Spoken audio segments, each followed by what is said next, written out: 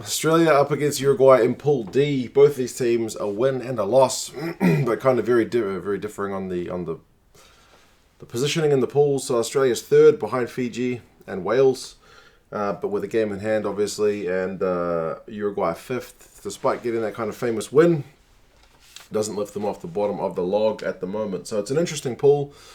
It's pretty much set that Australia and Wales will go through. People have been asking me, do Fiji still have a shot? Well, Fiji is still ahead of Australia, so Australia still have to get the wins, but in all likelihood, it is Australia that go through, so they've still got a job to do. These teams don't have a very long rugby history, just the one meeting between them, and that was the 2015 World Cup, and in that time, it was 65 points to 3, so a pretty one-sided game. All the expectations are that Australia go out and get a job done, like I said, but there is still the doing of it to be done. Wallabies, I'll put their team in the description, likewise Uruguay, so you guys can have a look. There's a whole bunch of changes for both sides. Wallabies bring up Kurtley Beale from the bench.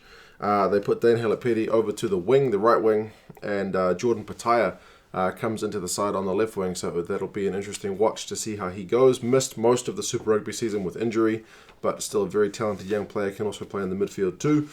Speaking of the midfield, Tevita Kuridrani comes in at 13. He's not had much love so far. It's been James O'Connor at 13, but he gets a game here, and Matt Timua jumps off the bench finally to start at 12 rather than 10. There was a talk of maybe he would do 10, but no, he's in at 12. Christian Lealiifano is in at 10. He's back. Played in the first game, was dropped for the second game, and then now back for this third game. And Nick White swaps once again with Genia. So that's the backs. The forwards, James Slipper starts. Folau Fainga'a starts. Slipper's up from the bench. Fainga'a is getting a game outside the 23 the last couple of games. And Allan Alaalatoa keeps on trucking. He is one of the few guys not changed in this side. Rob Simmons comes in. Yeah, that is what it is. Adam Coleman up from the bench, so it's good to see Adam Coleman get a start. I give Rob Simmons a bit of grief, but so do a lot of fans, to be fair. Lukhan Salakaia-Loto, almost said Tui. He starts at 6. Michael Hooper continues on at 7, and Jack Dempsey gets a game at 8. So it's a much changed side. The bench, Uelese, Kepu, the same. Tupou gets a game from the bench, which is good for him because he hasn't had a game yet. Rory Arnold's to the bench, David Pocock's to the bench, Genia, O'Connor, and Adam Ashley Cooper all to the bench from that starting side. So Michael Check is doing his thing. He's rotating the squad.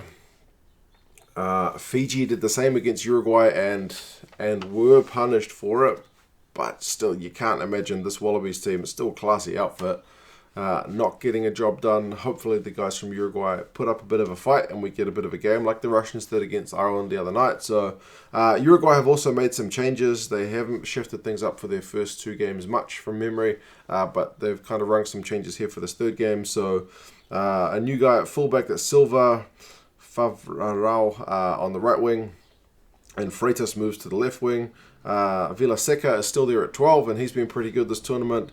Inciarte is in at 13. He didn't play in any of the games so far. Brachesi is still there at 10, and he's been good. Ormachea is in at 9 from the bench.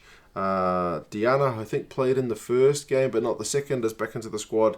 The other Ormachea is in at 7 from the bench. Ardal is in at 6 from the bench. Lamana is in to the second row from not playing in the squad. New props.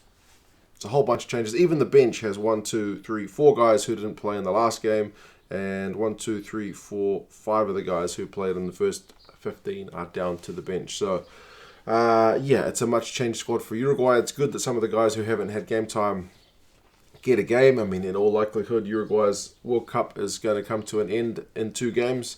So, you know, for those guys who've trained and played in the squad, it's nice for them to say that they've been to a World Cup and played a game. So, but I mean, they're not just there to make up the numbers. They'll certainly be there to put up a fight to represent their country. I think we all hope they put in a good shift. They were kind of the darlings of the World Cup for that first upset until Japan went and upped them by getting an upset over Ireland. So we will see how they go. Both these teams played on Sunday.